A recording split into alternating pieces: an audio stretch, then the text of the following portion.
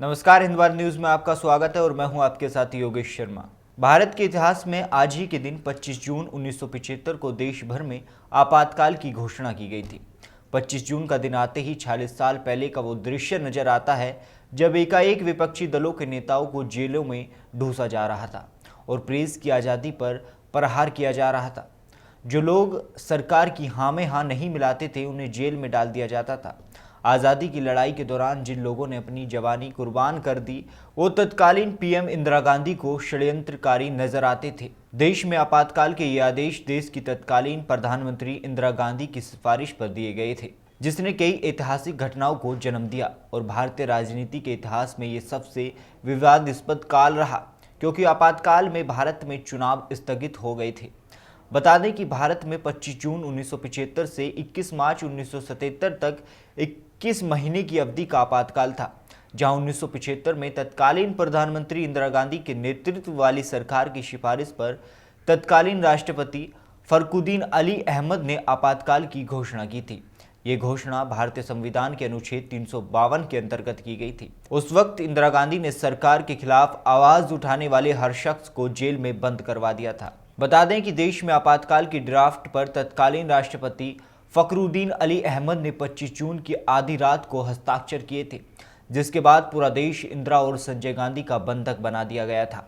वहीं 26 जून की सुबह 6 बजे इंदिरा गांधी ने कैबिनेट की आपात बैठक बुलाई, जिसमें गृह सचिव खुराना ने आपातकाल का घोषणा पत्र कैबिनेट को सुनाया, जिसके चलते देश में आपातकाल लगते ही इंदिरा के कड़े विरोधी माने जा रहे जयप्रकाश नारायण को 26 जून की रात 1:30 बजे गिरफ्तार कर लिया गया था। उनके साथ इंदिरा की नीतियों का विरोध कर रहे कई और नेताओं को भी गिरफ्तार किया गया था और देश भर की कई जेलों में डाल दिया गया था, जहां उस दौरान देश भर में आपातकाल की जानकारी आम जनता को ऑल इंडिया रेडियो के जरिए दी गई थी। देश भर में आपातकाल लगाए जाने के बाद maintenance of internal security act यानी मीसा के तहत हजारों लोगों को गिरफ्तार किया गया था।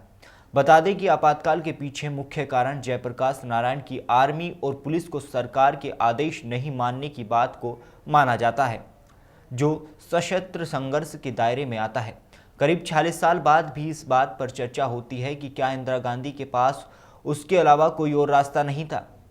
वहीं प्रधानमंत्री नरेंद्र मोदी ने भी इमरजेंसी की बरसी पर ट्वीट कर कांग्रेस पर हमला बोला है, जहां पीएम ने एक ट्वीट में कहा कि आपातकाल के काले दिनों को कभी भुलाया नहीं जा सकता। 1975 से 1977 की अवधि में संस्थानों का विनाश देखा गया। आइए हम भारत की लोकतांत्रिक भावना को मजबूत करने के लिए हर संभव प्रयास करने का संकल्प लें और हमारे संविधान में निहित मूल्यों पर खरा उतरें। बता दें कि इससे पहले भाजपा नेताओं ने आपातकाल की 46वीं बरसी पर शुक्रवार को कांग्रेस की जमकर निंदा की और आपातकाल के खिलाफ आवाज बुलंद करने वाले सत्याग्रहियों को याद किया, जहां केंद्रीय गृह मंत्री अमित शाह ने एक के बाद एक ट्वीट कर कहा कि 1975 में आज ही के दिन कांग्रेस ने सत्ता के स्वार्थ व अहंकार में देश भर में आपातकाल थोपकर विश्व के सबसे बड़े लोकतंत्र की हत्या की थी। फिलहाल इस खबर में इतना ही। ऐसी ही तमाम खबरों के लिए देखते रहें हिंद भारत, आपकी अपनी आवाज।